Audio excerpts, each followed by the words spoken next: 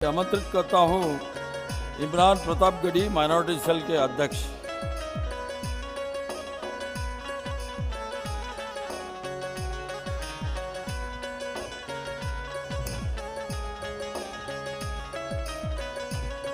आदरणीय भारतीय राष्ट्रीय कांग्रेस के अध्यक्ष मल्लिकार्जुन खड़गे जी,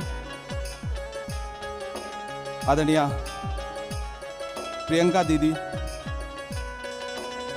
वेणुगोपाल जी, 1885 से 2023 तक के इस सफर में भारतीय राष्ट्रीय कांग्रेस के 85वें अधिवेशन में रायपुर की सरजमीन पर देश के कोने कोने से आए हुए कांग्रेस के सिपाहियों का स्वागत करता हूं, खैर मकदम करता हूं। चिरागों के सफर में दबदबा हो आंधियों का, चिरागों के सफर में दबदबा हो आंधियों का, तो फिर अंजाम जुल्मत के सिवा कुछ भी नहीं होगा।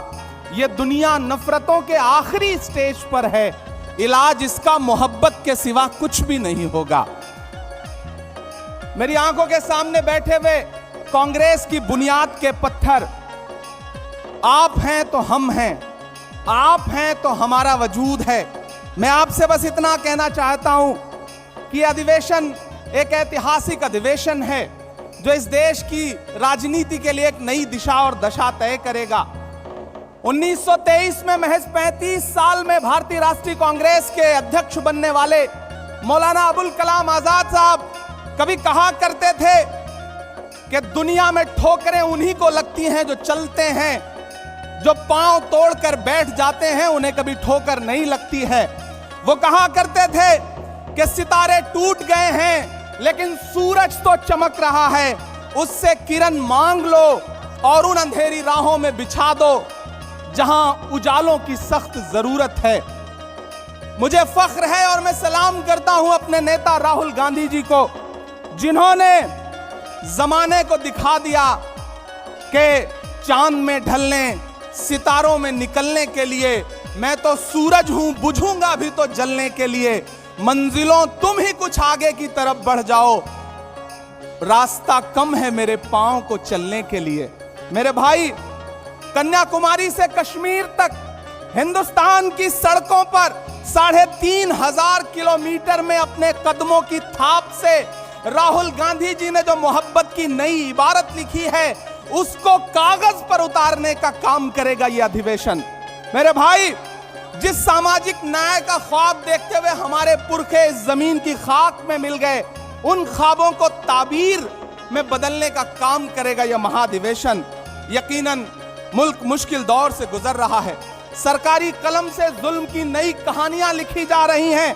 कहीं कोई रोहित बेमुला तो कहीं कोई नासिर और जुनैद मजबूर किया जा रहा है मरने के लिए।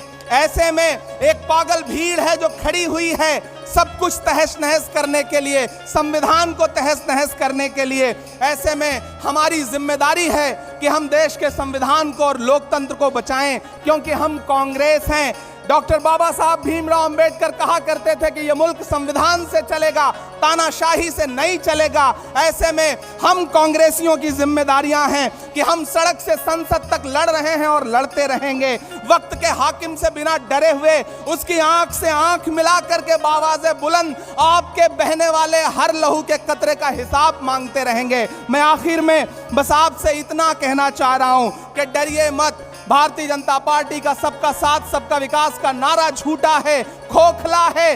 बेटी बचाओ बेटी पढ़ाओ का नारा खोखला है, झूठा है। हमारी जिम्मेदारी है, हमारे पुरखों ने इस देश को संविधान दिया, लोकतंत्र दिया, उसे हम बचाएंगे।